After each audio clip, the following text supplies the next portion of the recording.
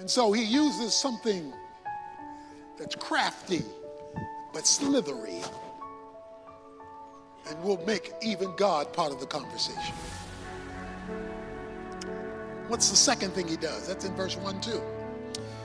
Indeed, has God said, you should not eat from any tree of the garden.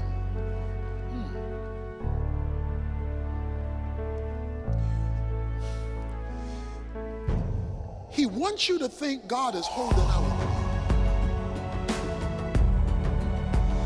He never references all the trees she could eat from. He wants to talk about the one tree that you got a no-no on. He doesn't talk about all the freedom that you have. From every tree of the garden you may freely eat.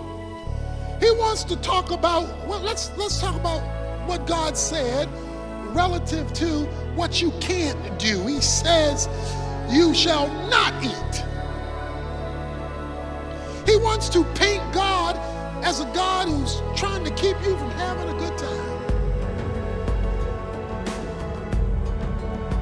And he does it, magnificently. He reduces a command and makes it a question. See, when we started, God said, I command you not to eat.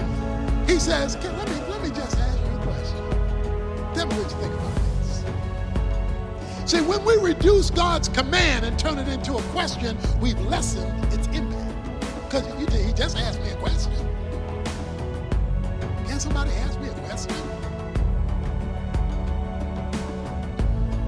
God's no's are so we can enjoy his yeses.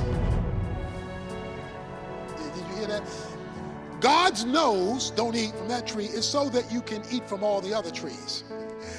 What they're going to find out is when you eat from that one tree, you lose all them other trees. His no's are to protect his yeses. Every tree of the garden you may freely eat. God is a big, big God on freedom. Big on freedom. But when he puts that no in, he tells singers, okay, I don't want you to have sex outside of marriage, okay? That's what he tells singers. And Satan says, God holding out on you. And it looks like God is not fair. He's done a number on us. And so what he does in doing that is to not only bring consequences, but keep us from ever getting around to all the stuff.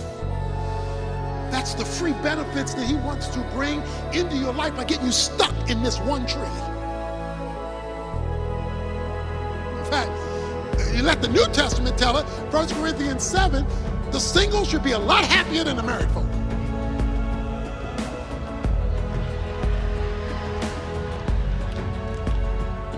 That's what Paul says. Paul says singles should be shouting. If you don't believe me, ask the married folk you're sitting next to.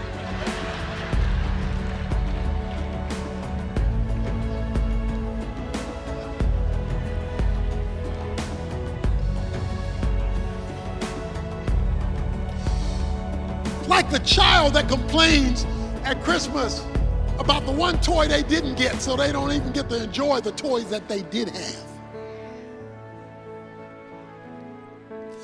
Satan is saying God is trying to hold out on you. He doesn't want you to enjoy everything that's out there to be enjoyed. Now, let me explain something at this point. That a lot of people are confused. I know Flip Wilson made it famous, the devil made me do it. So let's get something corrected. The devil cannot make you sin. He doesn't have that kind of juice. He can't make you sin. Why? Because Colossians 2 says that the death of Christ defeated him. So he cannot force you to sin. Since he can't force you to sin, he makes you want to. Because he can't impose sin on you, he starts messing with your mind. And so the way he does that is deceiving the thought pattern so that you begin to think differently, we begin to think differently than we ought to, so it becomes our decision influenced by him, not enforced by him. So that means we can't blame the devil any longer.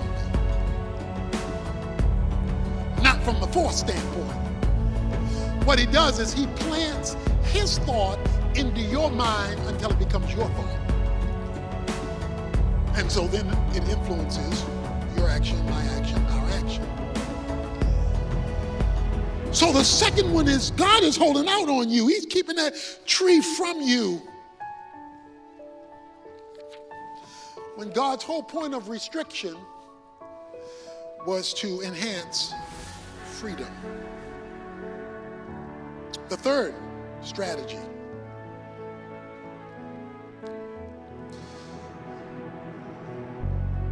The woman responds, from the fruit of the trees of the garden we may eat, but from the fruit of the tree, verse 3, which is in the middle of the garden, God said, you shall not eat it or touch it, or you're going to die.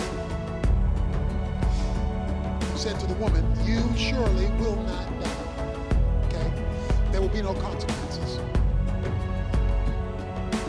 So what is he getting at here? What God said is not going to happen. I know God told you that, but don't buy it. Strategy. God's word cannot be trusted. You can't believe that Bible. You can't act on that Bible. You can't trust that. That was written 2,000 years ago, 4,000 years ago. If you're going into the Old Testament, they don't know what you're dealing with. They didn't have all this technology. God, you can't buy that. God's word cannot be trusted.